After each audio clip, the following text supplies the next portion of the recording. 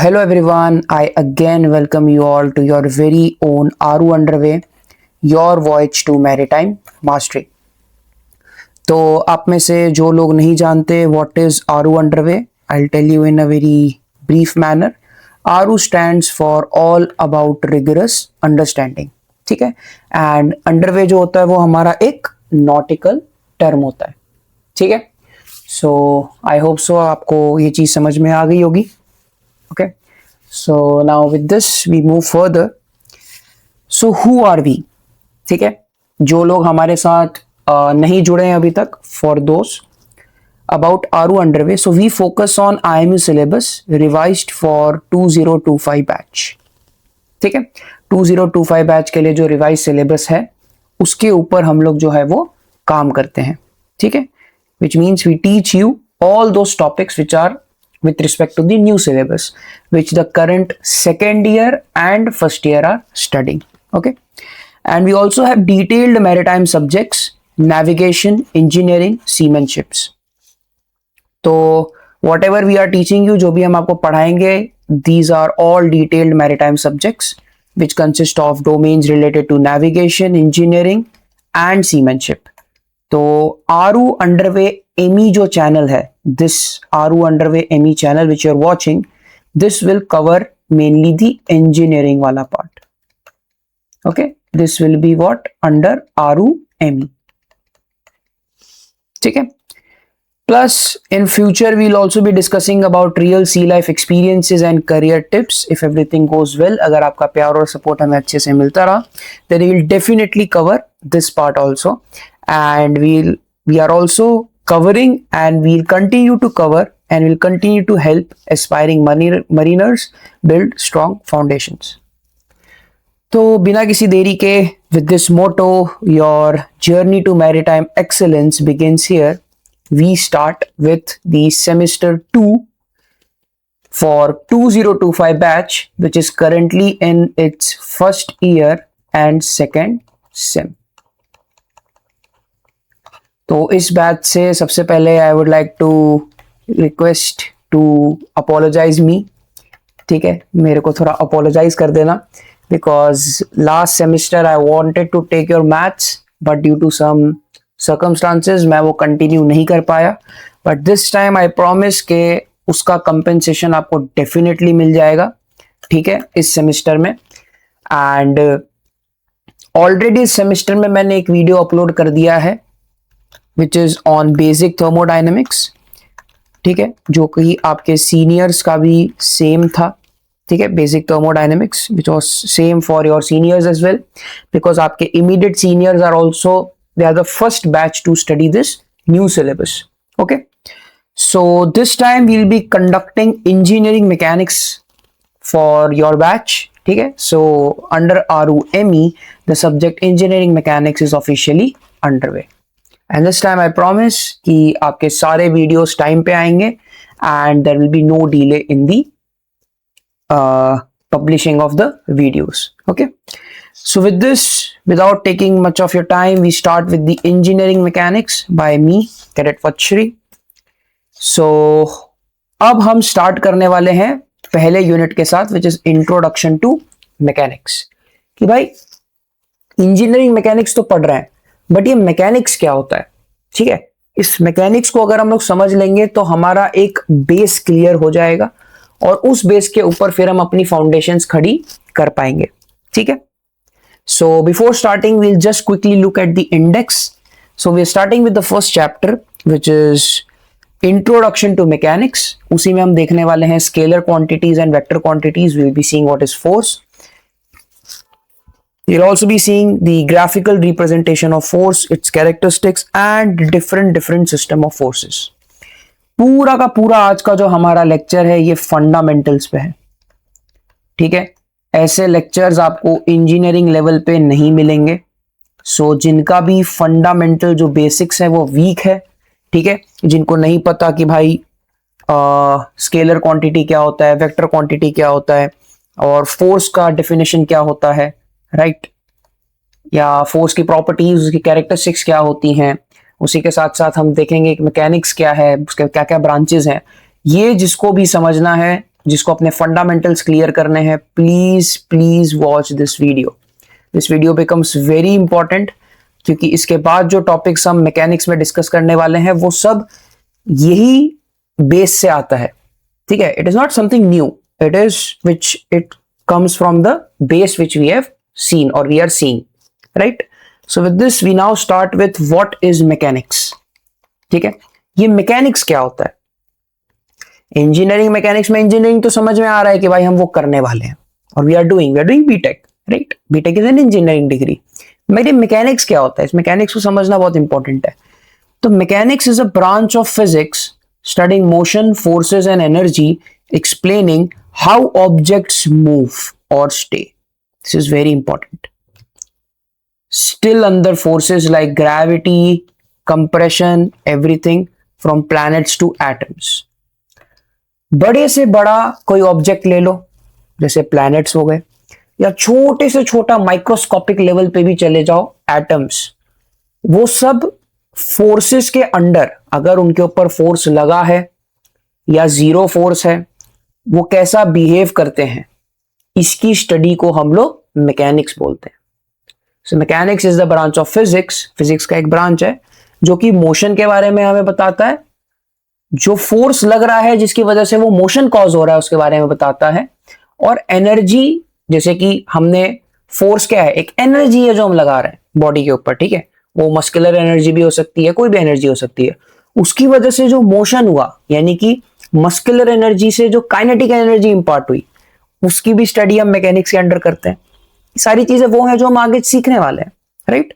But mechanics के under ये सब आता है कि भाई कोई भी ऑब्जेक्ट है, अगर वो स्टेशनरी है तो कैसा बिहेव कर रहा है, उसको अगर मैंने फोर्स डाला, कैसा भी टाइप का फोर्स डाला, कितने भी मैग्नीट्यूड का डाला, किसी भी डायरेक्शन में डाला, तब उसका बिहेवियर कैसा हो गया. और जरूरी नहीं है वो ऑब्जेक्ट खाली वैसे ही हो जिनको हम अपनी आंखों से देख सकते हैं, ये उन ऑब्जेक्ट्स पे भी एप्लीकेबल है जिनको हम अपनी आंखों से नहीं देख सकते, जैसे कि एटम्स. क्लियर?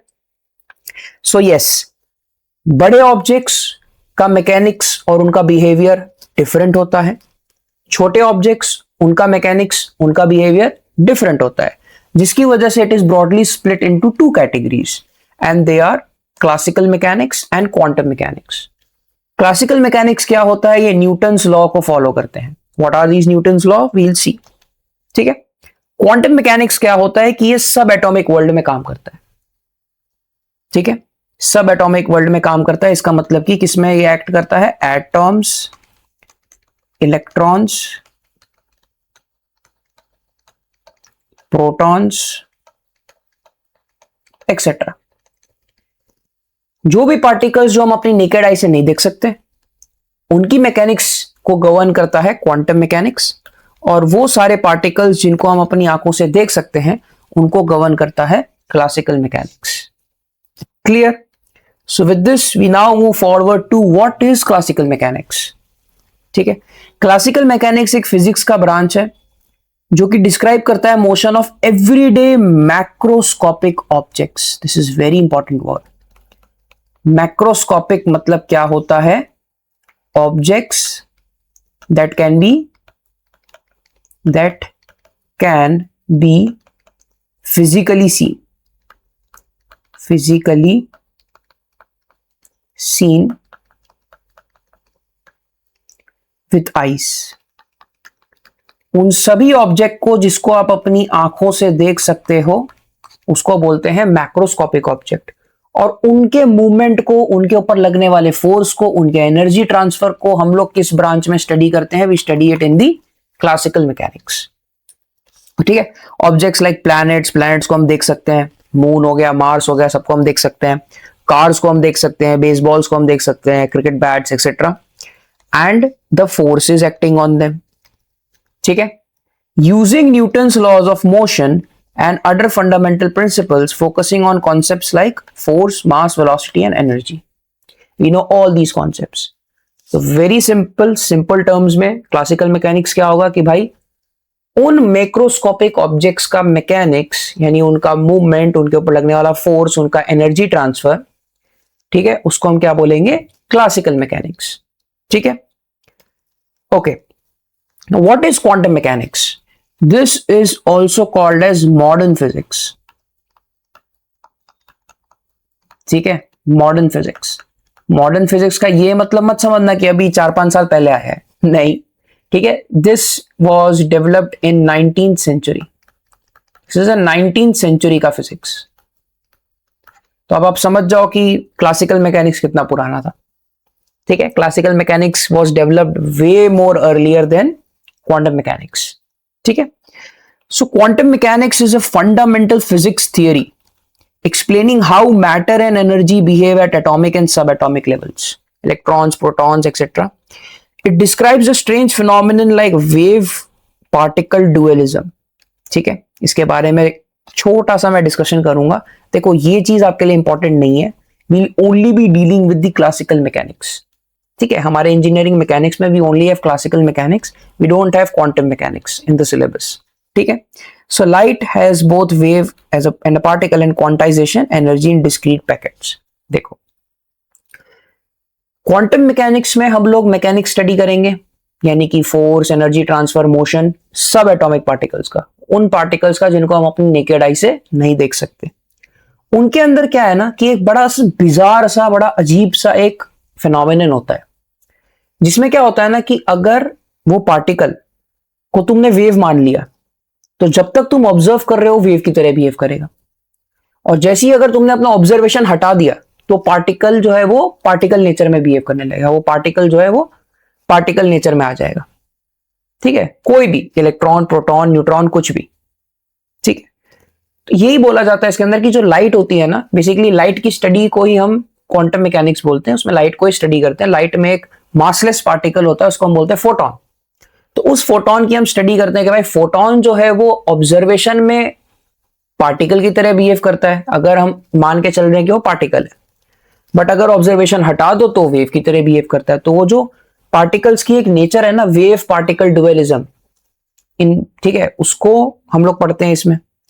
प्लस फोटोन के अंदर क्या है ना, एक बहुत सिंपल सा फिनोमिनन होता है, जिसके अंदर क्या होता है कि फोटोन में हमारे पास क्वांटाइजेशन होता है। क्वांटाइजेशन मतलब क्या कि हर एक छोटा सा फोटोन पार्टिकल, हर एक छोटा सा फोटोन पार्टिकल कुछ अमाउंट ऑफ एनर्जी कंडक्ट करता है, कुछ अमाउंट ऑफ एनर्जी कंडक्ट करता है। ठीक है, ये कितनी होती है, क्या होती है, we are not suppose to do that. ये एक कॉन्सेप्ट मैं आपको एक और समझा देता हूं इसका। This is a very interesting concept. देखो, ये एक हिल है। क्या है ये? एक हिल है, मान लेते हैं। This is what, this is a hill, right. एक आदमी यहां से चढ़ता हुआ जा रहा है पत्थर लेके। पत्थर लेके जब ये ऊपर जा रहा है तो ये ऊपर पहुंच गया और इसने यहां से पत्थर को फेंक दिया। सिंपल सा लॉजिक है। ये लॉजिक हम देख पा रहे हैं क्योंकि ये है क्लासिकल फिजिक्स का पार्ट। ठीक है, ये पत्थर को हम देख सकते हैं, आदमी उसको लेके गया, टॉप पॉइंट तक लेके गया, पोटेंशियल एनर्जी यहां पे मैक्सिमम हो गई, जैसी रिलीज कर दिया काइनेटिक एनर्जी जो है वो बढ़ गई और पोटेंशियल एनर्जी जो है वो कम हो गई। क्लियर? लेकिन अगर इसको हम मान लेते हैं कि ये एक सब एटॉमिक पार्टिकल है, सब एटॉमिक पार्टिकल है, तो इसको किसी भी इंसान की जरूरत नहीं है ऊपर ले जाने की और उसको ड्रॉप करने की। ये इस हिल के अंदर से ही चला जाएगा। ये बहुत बिजार है। This is something which nobody will believe, but this happens in the world of particles. एक पार्टिकल किसी भी रिजिड बॉडी को पेनिट्रेट करके जा सकता है, and this phenomenon is what we call as quantum tunnelling.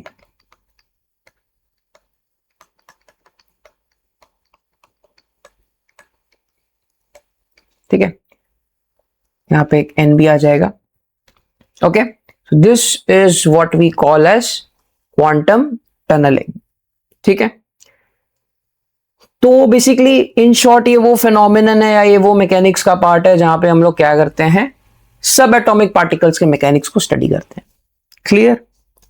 Okay, so with this, now we come back to our classical physics wala part, classical mechanics wala part, and now we see the classification of engineering mechanics. By engineering mechanics is a branch of mechanics.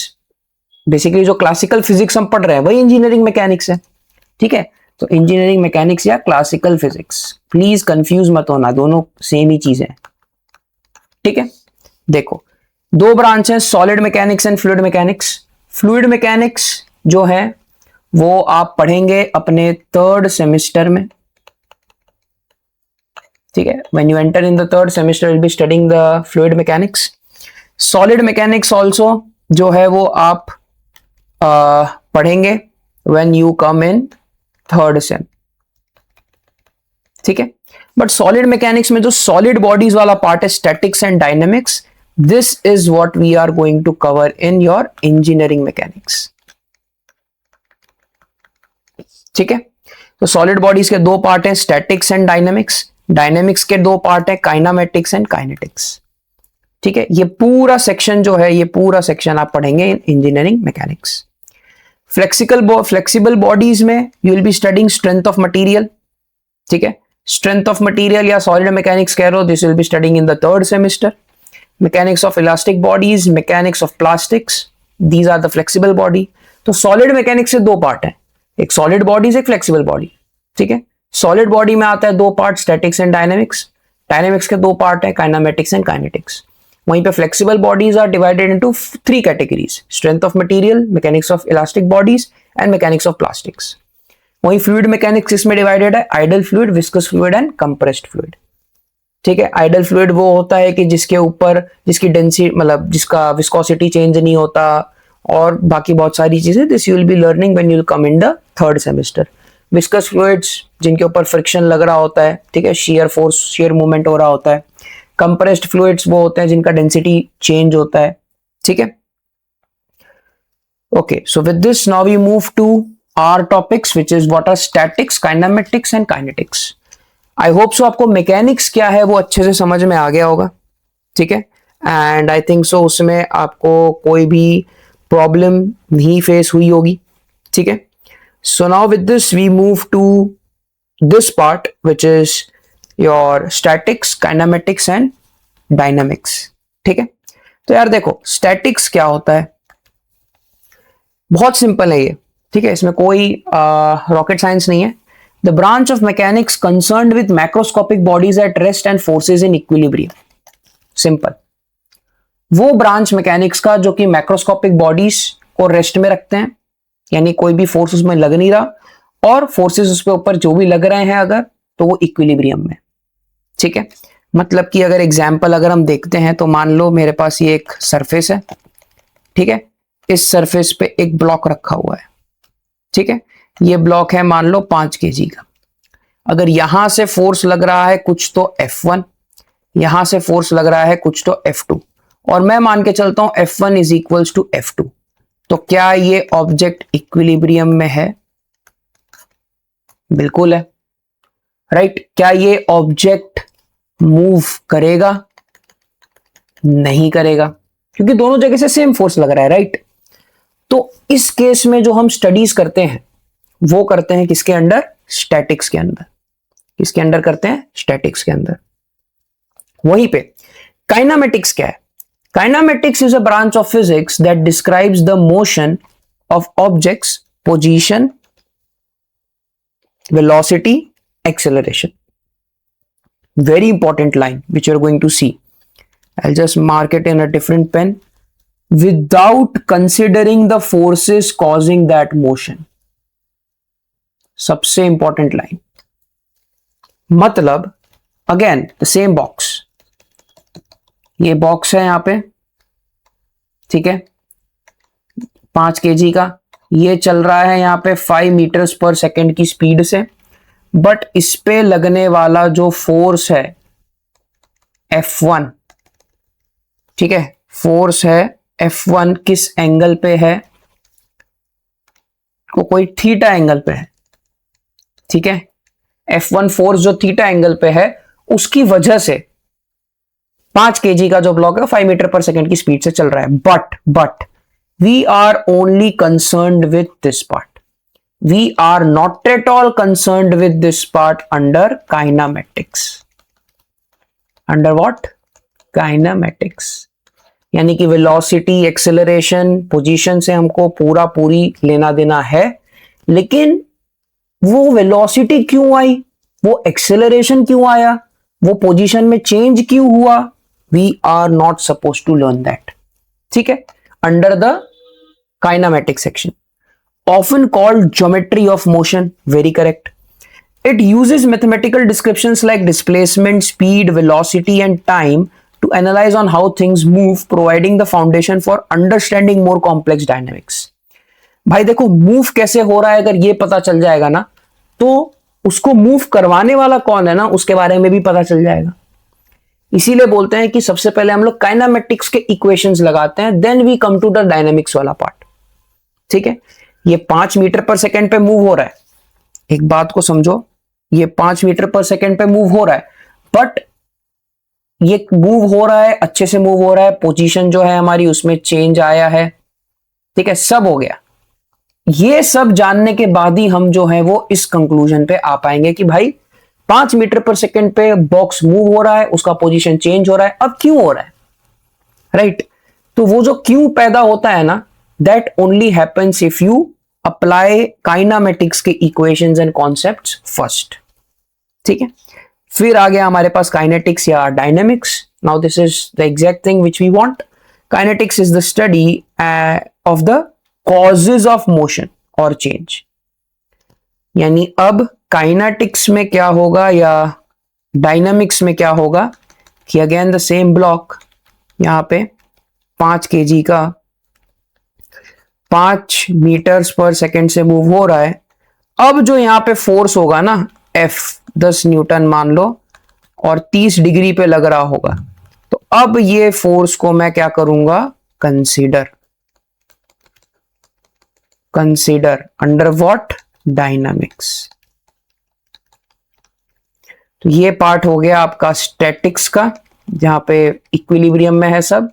This part is for kinematics and this part is for dynamics.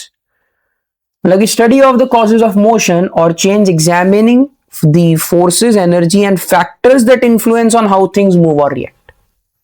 कोई भी चीज कैसे चलती है, कैसे react करती है, वो देखना है हमें. मतलब वो जो वाई वाली चीज थी ना, कि ऑब्जेक्ट चल तो रहा है, कैसे चल रहा है, वो जो कैसा वाला कॉन्सेप्ट है, that we come to know from the kinetics.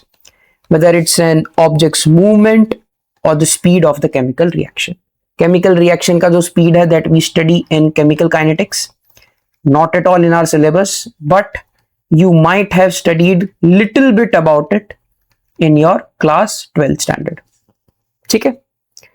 Okay, so this is the example which we have already discussed. So now we come to our next topic, which is scalar and vector quantities. इन्हें समझना बड़ा जरूरी है. Because this only creates the base of the mechanics. जितने भी equations हम पढ़ते हैं मैकेनिक्स के अंदर, फोर्स के रिगार्डिंग, डिस्प्लेसमेंट के रिगार्डिंग, वेलोसिटी के रिगार्डिंग, स्पीड के रिगार्डिंग, सब कुछ स्केलर या वेक्टर पे डिपेंड करता है. अगर वो ऑब्जेक्ट स्केलर है तो उसके इक्वेशंस एकदम चेंज हो जाते हैं, अगर वो ऑब्जेक्ट वेक्टर है तो उसका अलजेब्रा एकदम चेंज हो जाता है. ठीक है, सो what is a scalar quantity? Very simple to understand. It is defined as a type of quantity that has only and only magnitude, no direction. कोई डायरेक्शन नहीं है, सिर्फ मैग्नीट्यूड है. मैग्नीट्यूड का मतलब अगर जिन्हें नहीं पता, वैल्यू, सिर्फ value. Length for example 5 metre, 10 metre, किस डायरेक्शन में है नहीं फर्क पड़ता. ठीक है, 10 मीटर ईस्ट, 10 मीटर वेस्ट, नहीं फर्क पड़ता. Only and only magnitude matters. ठीक है, मास अगेन 5 kg, 10 kg. अब किसी को ये तो ना बोलोगे कि राजू भाई का वजन है 5 किलो ईस्ट में. This doesn't make sense, right? So this is the only thing. Energy is also 10 joule. A pump और एन इंजन, ठीक है, एक मैकेनिकल इंजन जो है वो 1000 जूल की एनर्जी वेस्ट डायरेक्शन में पैदा कर रहा है.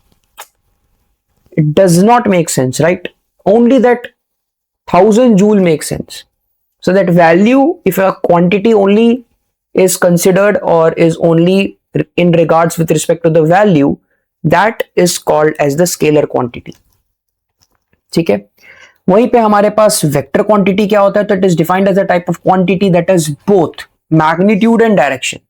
इसके पास दोनों चीजें हैं, मैग्नीट्यूड भी है, डायरेक्शन भी है. ठीक है, जैसे कि फोर्स, वेलोसिटी और ये सब.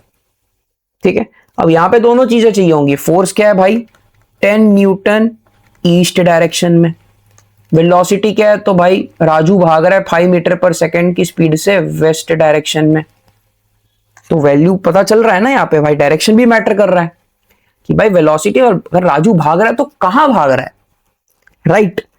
बट इसी का जो स्केलर क्वांटिटी आ जाता है वेलोसिटी का, दैट इज स्पीड, वहां पे मैटर नहीं करता. Because speed is what, speed is what, speed is very simple, speed is distance by time. Speed is what, distance per unit time. Velocity क्या है, displacement by time, and displacement is a vector quantity, वहां पे matter कर रहा है. ठीक है, displacement is also a vector quantity कि भाई 10 मीटर कहां, वेस्ट, यहां पे अब मैटर कर रहा है. ठीक है, perfect. So now we see some points regarding the difference between scalar quantity and a vector quantity कि भाई स्केलर और वेक्टर में फर्क क्या है. तो पहला पॉइंट तो हमने देख लिया कि भाई स्केलर के पास मैग्नीट्यूड होता है, वेक्टर के पास दोनों होता है, मैग्नीट्यूड और डायरेक्शन. स्केलर्स में normal rule of algebra are applicable. मतलब क्या, प्लस माइनस, ठीक है, प्लस माइनस, मल्टीप्लीकेशन, डिवीजन, ये सब एप्लीकेबल है. आप इसमें आराम से ये चीजें कर सकते हो. ठीक है, यहां पे ये एप्लीकेबल नहीं है क्योंकि ये वेक्टर एल्जेब्रा यूज करते हैं. ठीक है, they use vector rule of algebra. ठीक है, और scalar can be divided with another scalar, चलेगा क्योंकि नॉर्मल एल्जेब्रा है. But a vector can never be divided with another vector. Vector algebra में यू कैन नॉट डिवाइड. ठीक है, वहां पे प्रोडक्ट रूल लगता है, that is different, but division का कोई रूल नहीं है. A scalar quantity is only one dimensional. ये क्या है, 1D में है, या तो x में रहेगा या y में रहेगा या z में रहेगा. ठीक है, वेक्टर जो है वो 2D भी हो सकता है, 1D भी हो सकता है और 3D भी हो सकता है, तीनों हो सकते हैं. ठीक है, with same units they can be added और सब्ट्रैक्टेड. अगर कोई 10 kg का मास है और एक 20 kg का मास है, दोनों को ऐड कर दो तो कितना होगा, 30 kg. नॉर्मल अलजेब्रा हम लगा सकते हैं. ऐड हमने किया क्यों, क्योंकि इनका यूनिट सेम है. अब अगर कोई 10 kg का मास है और 5 मीटर का लेंथ है, उसको ऐड नहीं कर सकते, यूनिट सेम होना चाहिए. यहां पे और लोचा है, even with same units they also can't be added और सब्ट्रैक्टेड.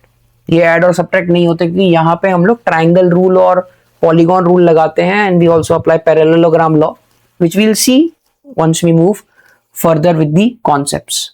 ठीक है, so now with this we move to our next topic which is difference between mass and weight. ठीक है, यार ये मास और वेट में क्या फर्क है. तो मास क्या होता है हमारे पास, mass is defined as the amount of matter content present in the body. एक बॉडी के अंदर कितना मैटर कंटेंट है. मैटर कितने होते हैं, कितने प्रकार के, 5 प्रकार के, मेनली 3 टाइप्स के, सॉलिड, लिक्विड, गैस. ठीक है, प्लाज्मा, बोर्स, आइंस्टाइन, कंडेंसेट हम नहीं देख रहे अभी. तो 3 टाइप के होते हैं, सॉलिड, लिक्विड, गैस. तो mass is defined as the amount of matter. किसी भी बॉडी के अंदर सॉलिड, लिक्विड या गैस में से कोई भी एक मैटर कितना प्रेजेंट है उसको बोलेंगे मास. वहीं पे वेट क्या होता है,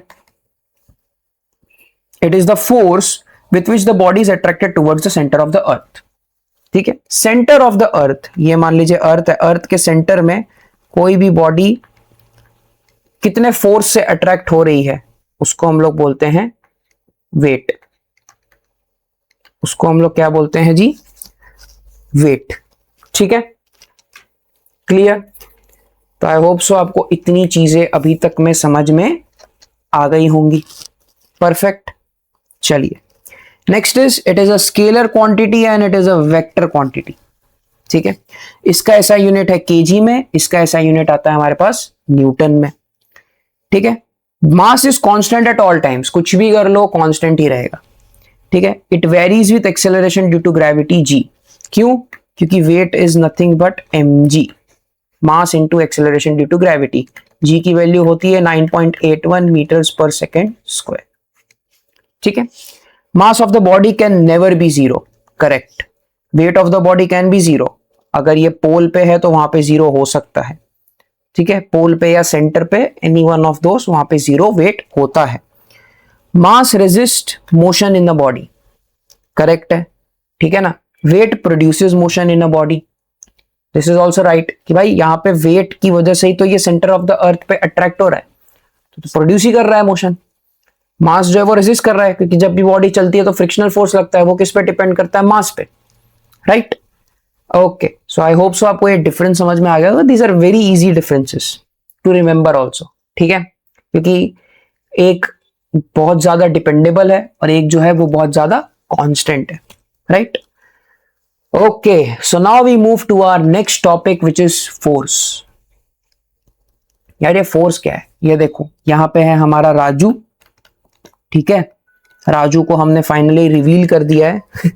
okay, so force is a push और pull that can change an object's motion, speed, direction और शेप, कुछ भी, एक्टिंग एज वेक्टर, मैग्नीट्यूड और डायरेक्शन दोनों है इसके पास। ठीक है, तो force is what, force is a push और a pull that can change the object's motion, speed, direction और शेप, जो भी है। तो फोर्स इज अ पुश और a pull which can change objects motion, speed, direction और shape.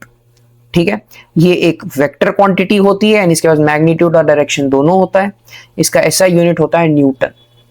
It's fundamental in mechanics for explaining why things move और stay still, governed by Newton's laws.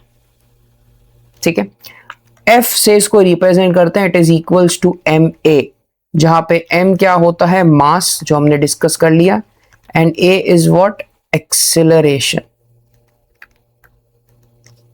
ठीक है, a is nothing but change in velocity, change in velocity per unit time. ठीक है, ये जो push pull का concept है, this will understand in further.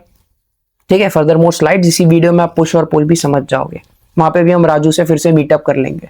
ठीक है, तो चलिए इसके साथ आगे बढ़ते हैं। अब हम देखते हैं यार ये न्यूटन्स लॉज ऑफ मोशन क्या है। ठीक है, what are these Newton's laws of motion? So now we will be seeing the Newton's laws of motion. ठीक है, तो देखो न्यूटन का जो फर्स्ट लॉ होता है ना, वो क्या होता है, it is nothing but also called as law of inertia. क्या बोलते हैं इसको, लॉ ऑफ इनर्शिया। अब इसका मतलब क्या होता है, ठीक है, the tendency of the body, the tendency of the body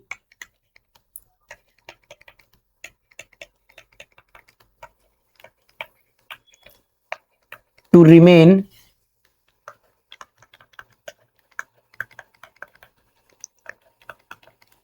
at rest, to remain at rest or in motion until and unless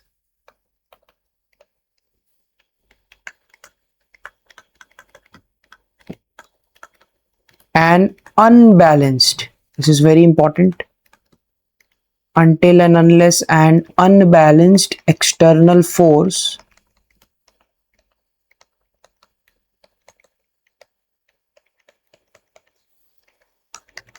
is applied। मतलब लॉ ऑफ इनर्शिया क्या बोलता है भाई, कि the tendency of the body to remain at rest, the tendency of the body मतलब body की हरकत है ये।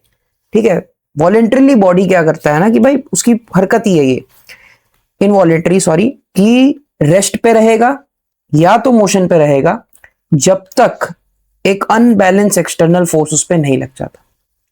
इसका बहुत सिंपल सा एग्जांपल है, मान लीजिए आप अगर बस में बैठे हैं, बस आपका चल रहा है, ठीक है, अचानक से ब्रेक लगा तो हमारी बॉडी जो होगी वो थोड़े से मोशन में आ जाएगी, पहले रेस्ट में थी, बट वो फोर्स लगने की वजह से क्या है, वो मोशन में आ गई, और वो फोर्स कैसा है, अनबैलेंस्ड और एक्सटर्नल फोर्स है। ठीक है, अगर बैलेंस एक्सटर्नल फोर्स होता तो हमारी बॉडी की टेंडेंसी क्या होती, रेस्ट में ही रहती, उसकी टेंडेंसी में कोई फर्क आता नहीं, right. So this is the law of inertia. तो आई होप सो आप ये सारे लॉज लिख रहे होंगे, ठीक है। If you have not written then I request you to please pause the video, right and then continue further, ठीक है। इसी के साथ now we move on to the second law. Now we move on to the second law. अब देखो भाई, second law क्या बोलता है, the force acting on the body, the force acting on the body, ठीक है, is directly proportional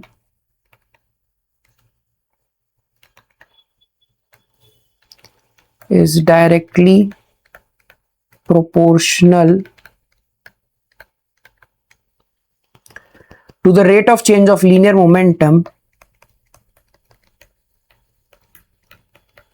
to the rate of change of linear momentum of the body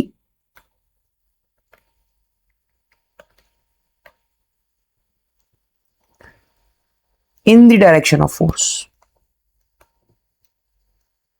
in the direction of force, ठीक है।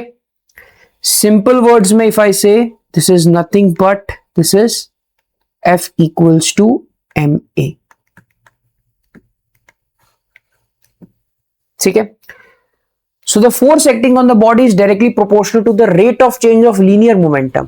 Linear momentum में जो rate of change होगा उसकी वजह से of the body in the direction of force. This is the second law of Newton. ठीक है, यानी कि F is equals to ma. इसको हम लोग डिटेल में समझेंगे when we will do the derivation of the force.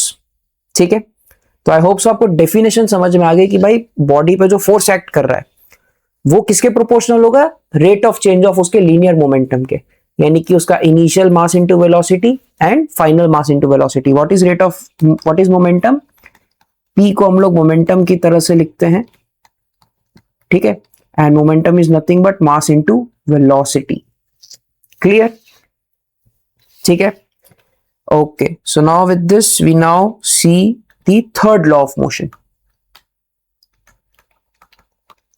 भाई थर्ड लॉ क्या होता है, सबको मालूम है ये तो, every action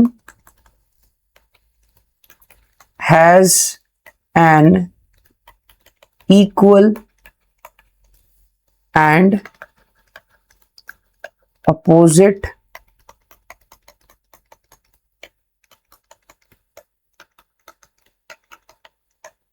रिएक्शन। हर एक एक्शन का एक इक्वल एंड अपोजिट रिएक्शन होता है, ठीक है।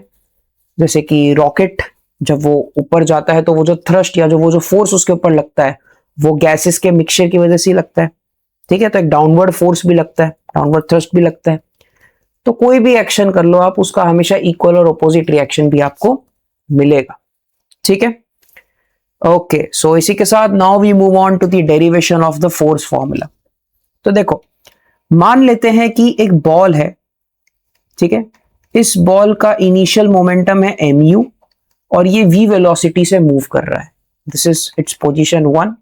v वेलोसिटी से मूव करते करते ये यहां पहुंच गया, इट्स पोजीशन 2। यहां पे उसकी वेलोसिटी है v, ठीक है, यहां पे उसकी इनिशियल वेलोसिटी क्या है, u, ठीक है। बॉल का मास है m, ठीक है। तो देखो इसका इनिशियल मोमेंटम क्या होगा, इनिशियल मोमेंटम हम सेकेंड लॉ का यूज कर रहे हैं इसको प्रूफ करने के लिए, mu, राइट। और final momentum, sorry final momentum, final momentum क्या होगा इसका, mv। Okay, so what is force, force is directly proportional to rate of change of momentum, rate of change of momentum in the direction of action of force, ठीक है, rate of change of momentum, right. So f is equals to m v minus m u by t. T यहां पे क्या होगा, time, कि rate है ना, तो rate is what, some quantity by time. So f is, अच्छा के भी आ जाएगा यहाँ पे, प्रोपोर्शनैलिटी कांस्टेंट हट जाएगा, के की वैल्यू यहाँ पे 1 ही हम लेके चलते हैं, so not an issue. So f is equals to m common ले लो, v माइनस u by t. So this is what we called as change of velocity, change in velocity, and this quantity is time. So change in velocity per unit time is what? Acceleration, and this is how we derive the force formula. यानी कि ये formula जो होता है ये हमें कहां से मिलता है भाई, सेकेंड लॉ से ही मिलता है।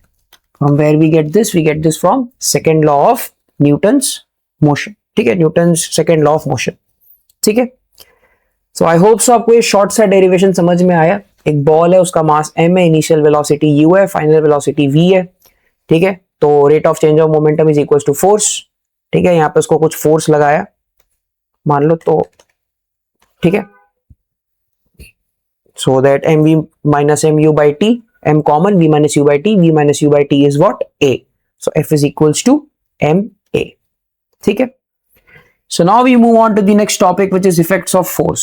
अब देखो फोर्स के क्या क्या इफेक्ट होते हैं, दिस इज वेरी इजी। ठीक है, क्या क्या हो सकता है, एक तो it may change the motion of the body, यानी अगर बॉडी रेस्ट पे है तो फोर्स लगने की वजह से वो मोशन पे आ जाएगा, या अगर बॉडी मोशन में है तो फोर्स लगने की वजह से या तो वो एक्सेलरेट होगा या डी एक्सेलरेट होगा, या रेस्ट पे भी आ सकता है, कुछ भी हो सकता है, right. Okay, if it may retard the forces already acting on the body, thus bringing it to the rest or equilibrium। Correct, तो सेकंड पॉइंट मेरा ये वाला हो गया। ठीक है, नेक्स्ट पॉइंट क्या हो सकता है हमारे पास, it may give rise to the internal stresses in the body on which it acts. यानी इंटरनल स्ट्रेसेस जो होते हैं बॉडी के अंदर, उसको भी ये राइज दे सकता है। ठीक है, जब भी ये किसी भी बॉडी पे एक्ट करता है।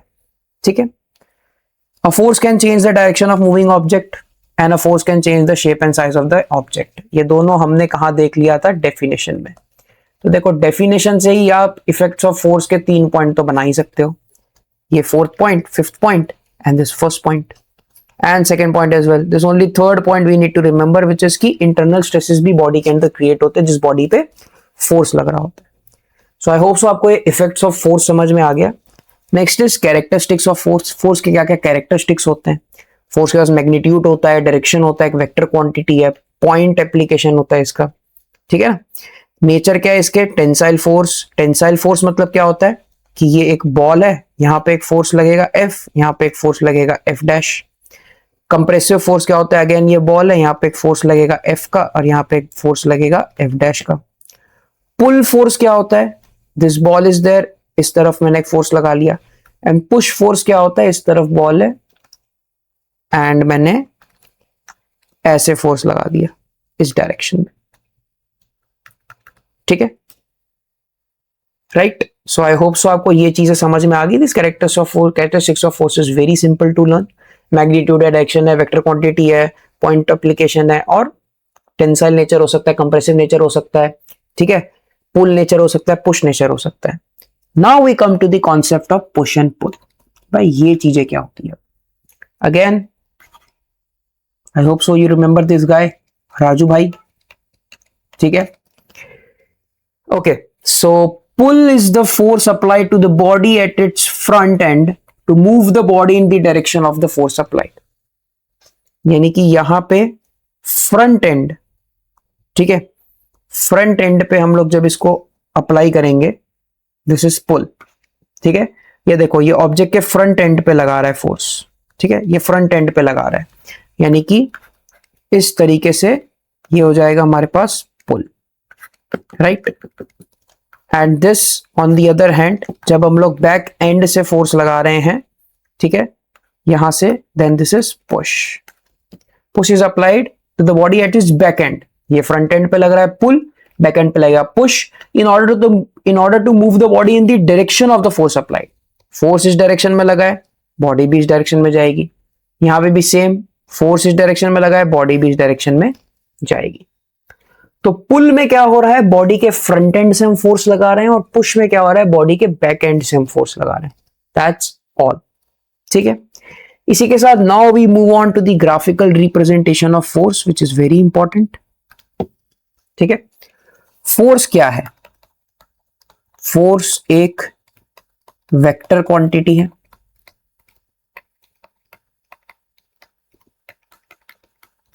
वेक्टर मतलब क्या? इसके पास डायरेक्शन भी होगा, मैग्नीट्यूड भी होगा, राइट? अब देखो, फोर्स को एज अ वेक्टर क्वांटिटी हम लोग ऐसे रिप्रेजेंट करते हैं। This is called as the head of vector. ठीक है, this is called as the point या टेल, एंड ये जो लेंथ होती है, this is the magnitude.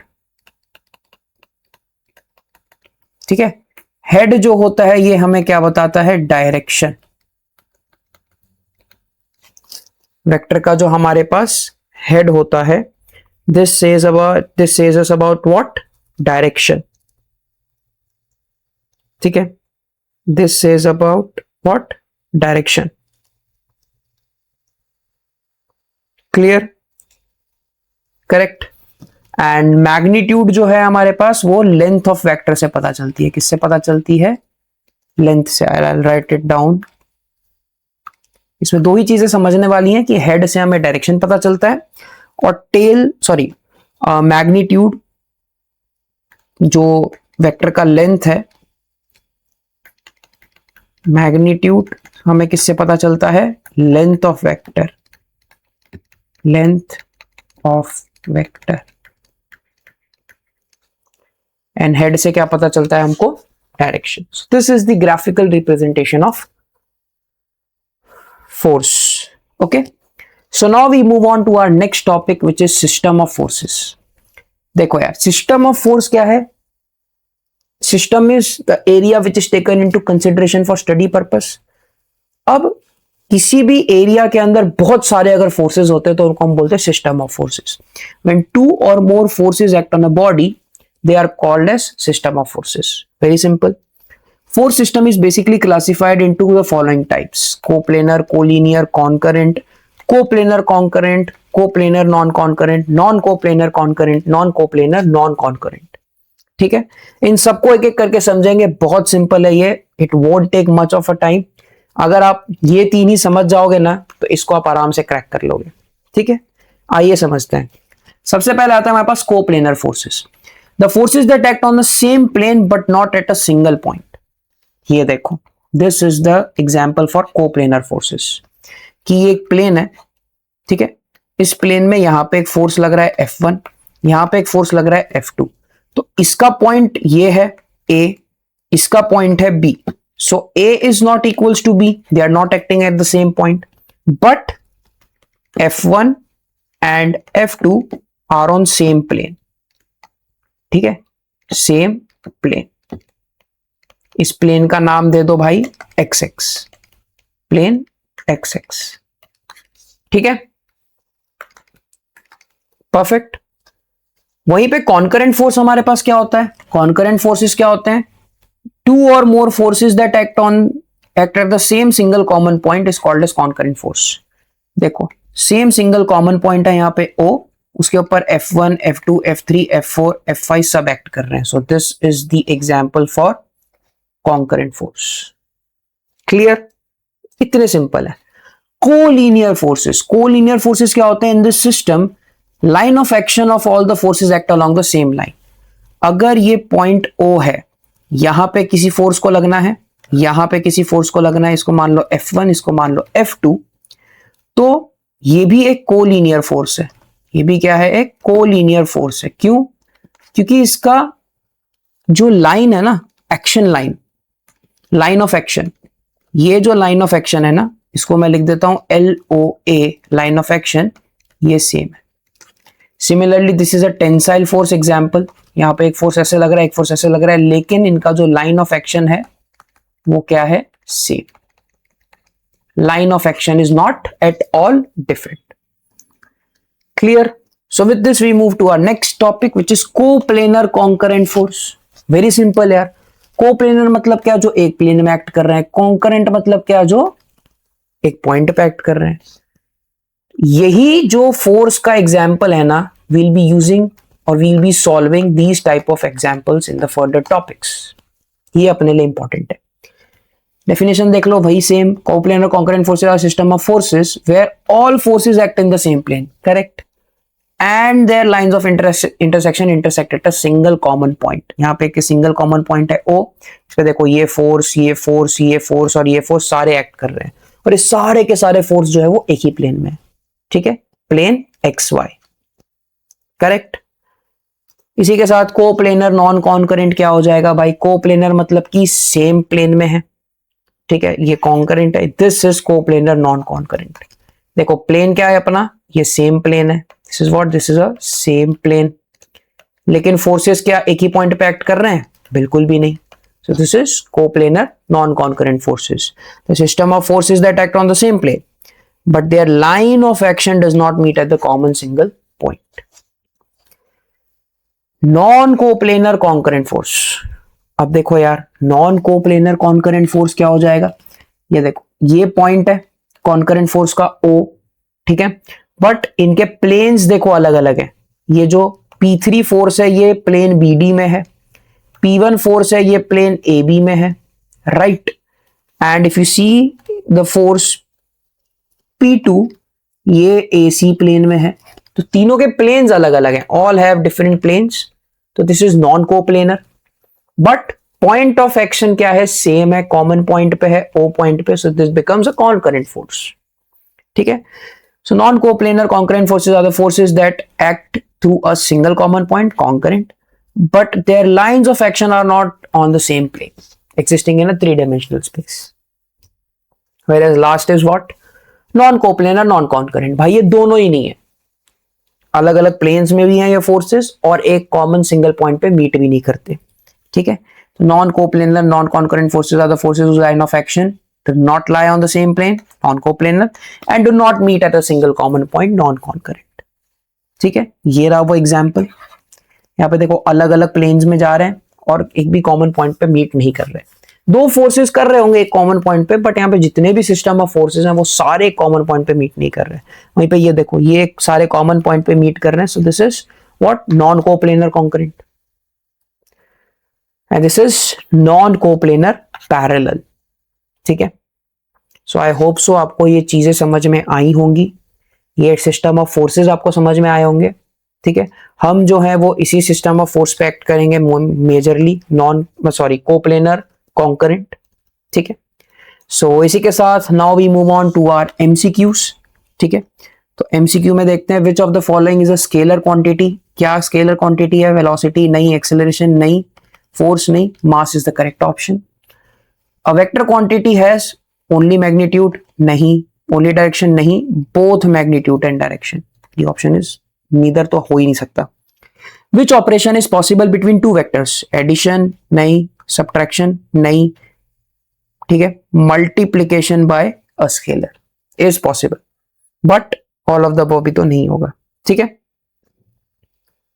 Okay. So the next is, a force can best be defined as an agent that changes the shape, size or state of motion. Which of the following is a contact force?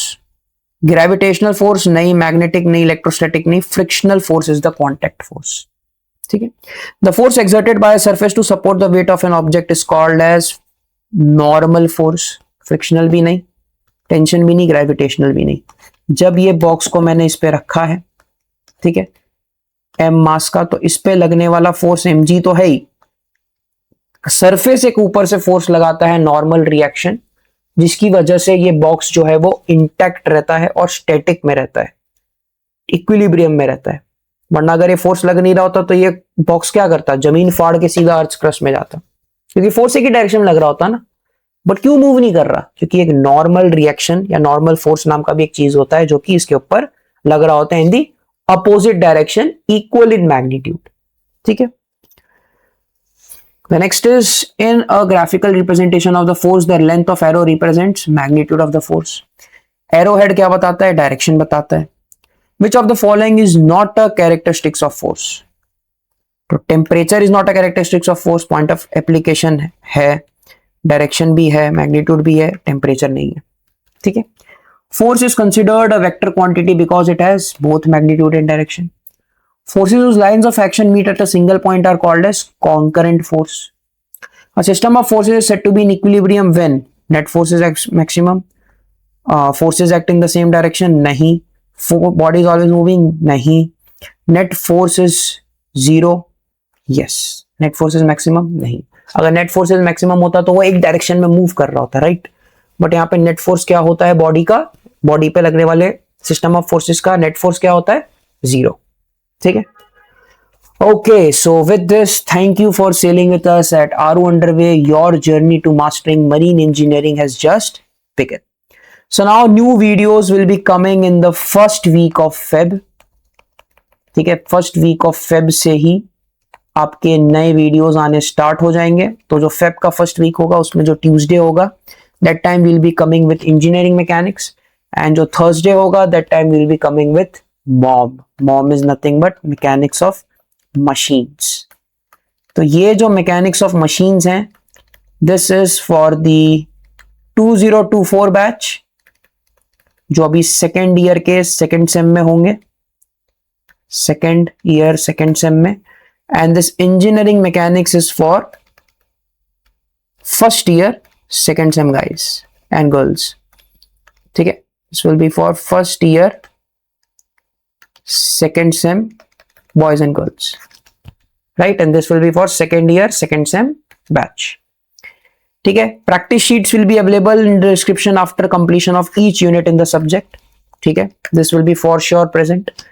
so अगर आपको मेरे videos अच्छे लग रहे हैं then please like share subscribe and उन तक जरूर पहुंचाना जिनको इन सब्जेक्ट्स में प्रॉब्लम होती है, because I know and I firmly believe कि मेरे वीडियोस अगर जो देख लेगा completely they can easily score very good marks in their IMU final semester exams, ठीक है।